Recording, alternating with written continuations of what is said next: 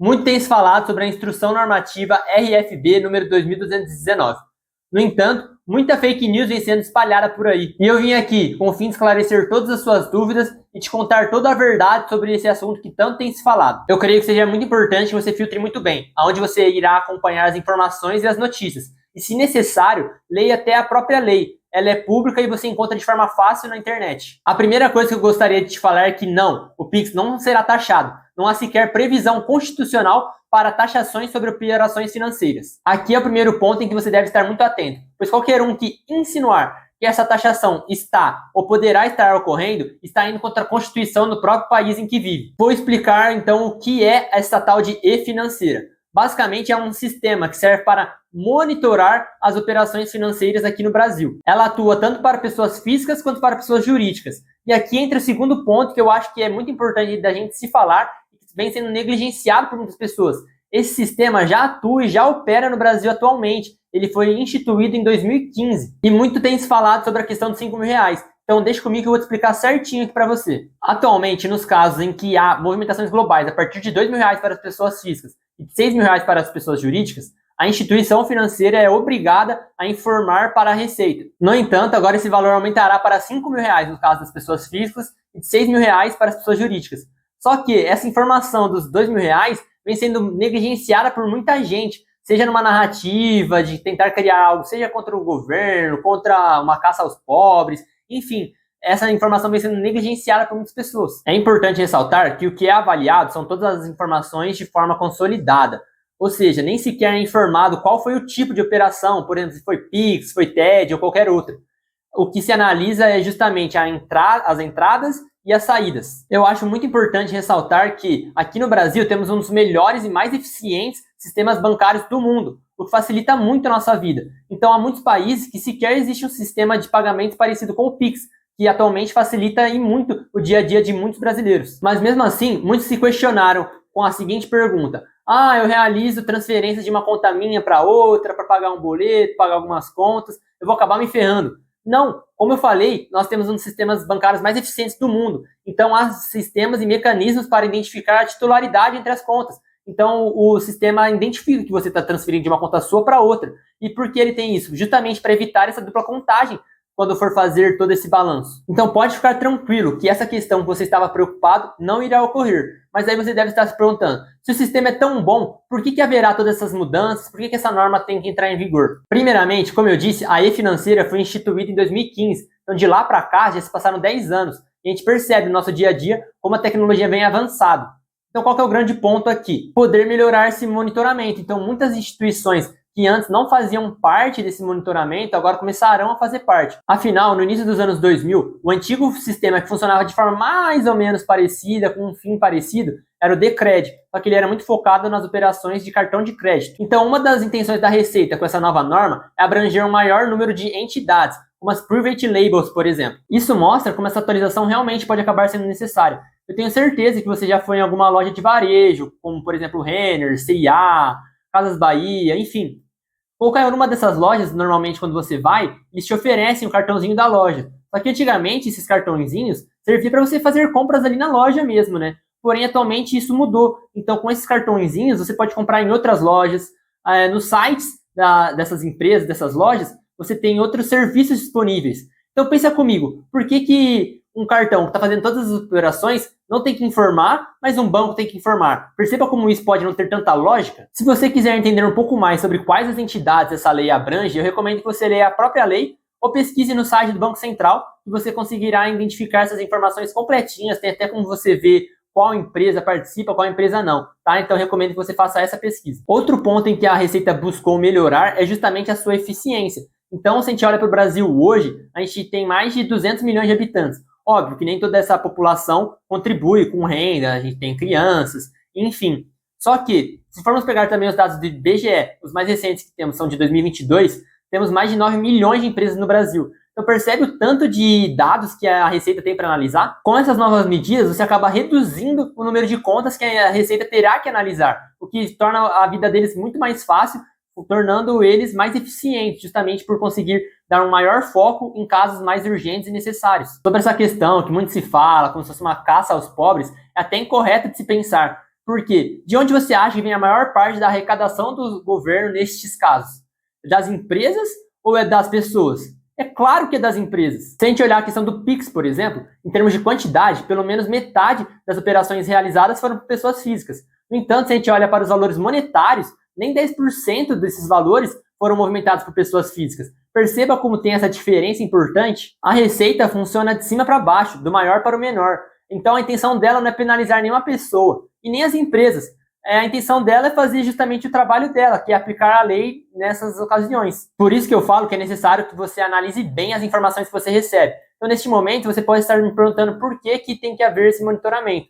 Antes de mais nada, eu gostaria que você olhasse para um artigo da lei. O artigo 11 fala: é vedada a inserção de qualquer elemento que permita identificar a origem ou destino dos recursos utilizados nas operações financeiras a que se refere o artigo 10. Fique tranquilo que neste caso não estará sendo repassado os dados, por exemplo, de quem você está recebendo, para quem você está enviando, não terá nada disso. Com certeza você já viu aquele meme em que uma pessoa está declarando seu imposto de renda, então a Receita vem e fala: não, esse valor aqui está errado.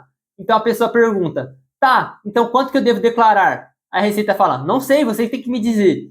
Então, como que você vai resolver, por exemplo, essa situação se você não tem um monitoramento? Se cabe apenas a pessoa declarar. Felizmente, aqui no Brasil, 97% das pessoas declaram corretamente seu imposto de renda. E apenas 3% caem na malha fina. Se você quiser entender um pouquinho mais essa questão do imposto de renda, está entrando o card aqui na tela para que você assista um outro vídeo que eu fiz explicando justamente essa questão. Porém, essa grande quantidade de pessoas que vem declarando corretamente o imposto de renda se deve a uma grande questão que foi atualizada e instituída há nem muito tempo atrás, tá? Que é justamente a declaração pré-preenchida. Por mais que ninguém goste de pagar imposto, essa declaração pré-preenchida vem ajudando muitas pessoas a economizarem dinheiro. Porque muitas vezes a gente não sabe, mas tem alguns itens que a gente pode deduzir do imposto de renda, como as despesas médicas, por exemplo. Então, essa declaração pré-preenchida tem ajudado muitas pessoas a economizarem dinheiro. E só que ela só é possível tendo alguns dados de monitoramento. A intenção da Receita é justamente facilitar todos esses processos, em alguns casos. Não só com essa e-financeira, com alguns outros mecanismos que eles têm disponíveis. Um ponto que provavelmente você não ouviu falar, e é muito importante, eu até te desafio a achar alguém falando, é o quanto esse monitoramento é importante na questão do combate ao crime. Eu não sei se você sabia dessa informação, se não soubesse, eu estou contando agora. A Receita Federal apreendeu mais drogas do que a própria polícia, justamente porque também trabalha em muitas áreas de fronteira, mas enfim. Ou seja, perceba como esse dado é importante. É a Receita Federal que vai acabar analisando muitos casos de lavagem de dinheiro. Como você vai fazer toda essa análise se você não tem as informações disponíveis? Poderíamos ficar uma hora aqui debatendo essas questões, mas a minha intenção não é essa, é justamente trazer para vocês os fatos da melhor maneira possível. Aí entra a pergunta: você poderá ter problemas com essa nova norma entrando em circulação? A resposta é: depende. Você declara corretamente seu imposto de renda? Perceba que em nenhum momento eu falei que haveria algum novo imposto. E também em nenhum momento eu falei que haveria mudanças no imposto de renda. Então, se você declara corretamente seu imposto de renda, é muito provável que isso não mude absolutamente nada na sua vida. Agora, caso você esteja cometendo alguma irregularidade, se a Receita identificar, ela irá te notificar. Assim você poderá se justificar. Não havendo sucesso, você poderá recorrer até segunda instância, em alguns casos até terceira instância. E mesmo assim, depois disso, se nada der certo, você ainda pode recorrer ao judiciário. Então perceba como provavelmente essa mudança toda não mudará nada na sua vida.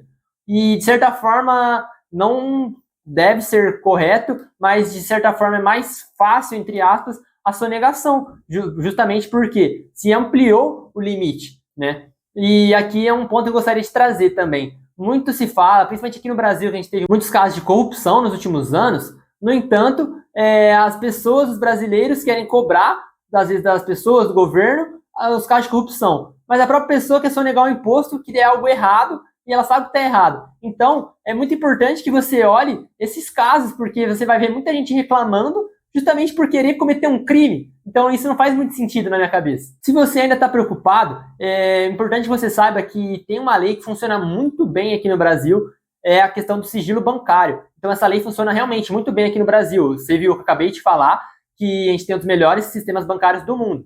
Então, nenhum dos seus dados serão revelados, pode ficar tranquilo, como também nenhuma transação específica vai ser analisada. E mesmo assim, há muitas pessoas se questionando sobre essa questão dos dados observados, né, esse monitoramento.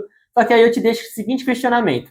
Muitas pessoas, eu diria que praticamente todo mundo hoje em dia, né, usa a internet diariamente.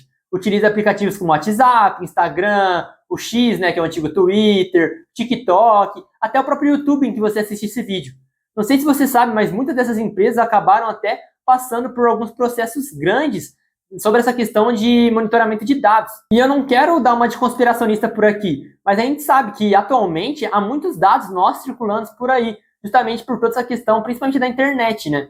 Só que em nenhum momento houve tanta histeria igual está tendo agora só com essa questão do monitoramento dos dados pela Receita Federal. Que detalhe, já ocorria anteriormente, já ocorre normalmente, a questão é que estão ampliando o limite e ampliando o número, no caso, de entidades observadas também. Se você quiser entender um pouco mais disso que eu estou falando, sobre essa questão do monitoramento de dados, eu recomendo que você assista ao excelente documentário da Netflix, O Dilema das Redes. É um documentário muito bom, que abrange muito essa questão dos dados, algoritmo. Então, se você tiver muitas dúvidas em relação a essa questão do monitoramento de dados, e para conferir que eu não estou falando besteira aqui, para você justamente poder fazer uma análise crítica, recomendo que você assista esse excelente documentário. É importante ressaltar que com as notícias de momento, o governo decidiu não seguir, pelo menos por enquanto, com essa nova norma, tá? Então, eles fizeram isso justamente por conta da repercussão grande que teve, né? E principalmente por conta das fake news que foram sendo espalhadas por aí. Então, eles acharam que era melhor segurar essa nova norma por enquanto. Por isso, teremos que aguardar os próximos passos para ver o que de fato irá acontecer. Mas qualquer novidade, obviamente, eu trarei aqui para vocês. Isso foi tudo que eu tinha para falar para vocês no vídeo de hoje. Eu gostaria de pedir o seu like, porque esse vídeo deu um trabalhão para fazer, justamente porque eu queria trazer as informações corretas, da melhor maneira possível, para que tudo seja verídico, para que você escape de todas essas notícias falsas que estão sendo espalhadas por aí. E justamente porque é um tema complicado, eu gostaria de trazer de uma forma um pouco mais simples, para que seja fácil do entendimento de vocês.